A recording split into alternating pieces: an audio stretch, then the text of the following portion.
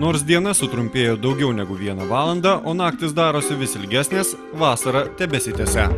Pastaruoju metu į mūsų kraštą iš pietvakarių vėl plūdo šiluma. Tačiau neretai griaudėjo perkūnijos, lijo. Lietaus neišvengsime ir šį savaitgalį. Penktadienį daugelyje rajonų lis, kai kur griaudės perkūnija. Šeštadienį be didesnio lietaus. Naktį vietomis rūkas, vėjas pietvakarių vakarų 3–8 metrų per sekundę. Temperatūra naktį nuo 9 iki 16, dieną nuo 20 iki 25 laipsnių šilumos. Sekmadienį taip pat nelis, vėjas pietų pietryčių 3–8 metrų per sekundę.